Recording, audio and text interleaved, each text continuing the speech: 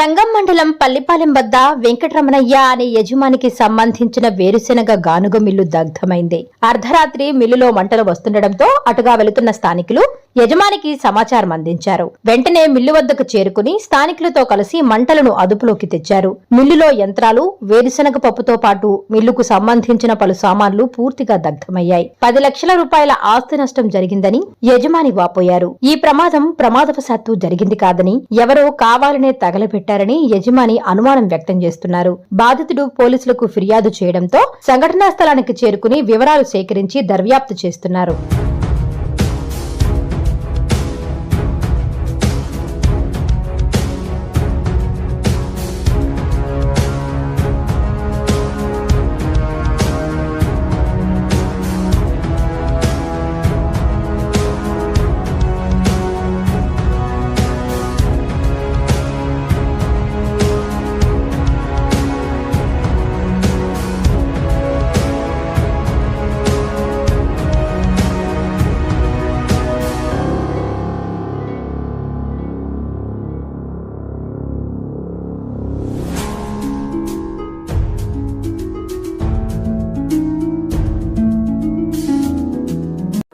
నమస్కారం, మాది పల్లిపాలెం.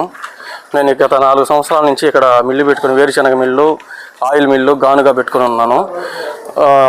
రాత్రి 9 గంటల దాకా ఇక్కడే ఉండి తాళాలు వేసుకొని వెళ్ళాను. బయట లైట్లు వేసుకొని. నైట్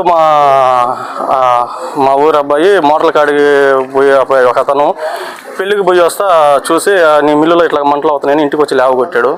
నేను ఆ టైం నుంచి ఎక్కడికి వచ్చిన తర్వాత 2:30 గంటలకి నన్ను లేవగొట్టినాడు. 10 నిమిషాల్లో ఎక్కడికి వచ్చేలాగే మొత్తం అప్పటికే తగలబడిపోయేసింది. వచ్చి మా ఊర్లో 10 మందిని తీసుకొని వచ్చి బిందెలతో కాలువలో నీళ్లు తీసుకొని వచ్చి ఆరిపినాం. అన్నీ 10 లక్షలు పైన పోయింది. వచ్చేసి ఆయిల్ మిల్లు, వేరుశెనగ మిల్లు, ఆయిల్ వచ్చేసి 300 లీటర్ల పైన పోయింది. వేరుశెనగ కాయలు వచ్చేసి ఒక 20 బస్తాలు, పెద్ద బస్తాలు లోడ్ కాయలు దించున్నాము. ఇంకా వేరుశెనగ చెక్క అయితే మొత్తం ఎలక్ట్రానిక్ వస్తువులు అన్నీ కూడా 10 లక్షల పైన చేసినాము. కానిస్టేబుల్ గారు, ఎస్ఐ కూడా మధ్య వస్తూ ఉన్నారు ఇప్పుడు. సరే, అదైతే ఎలక్ట్రానిక్, ఇది ఎర్త్ పవర్ సప్లై అయితే కాదు. 2 గంటలకు 3 ఫేస్ వస్తుంది మాకు. ఆ టైంలో జరిగేదానికి 2:30కి మేము వచ్చేలాకే ఇట్లాగా అయిపోయేస్తుంది. ఆ పక్కన రేకులు అవన్నీ కూడా ఉంచేసి లోపల ఎవరో పెట్రోల్ పోసి కావాలనే ఏదో చేసినారు. సరే, అనుమానంగా ఉంది మాకు.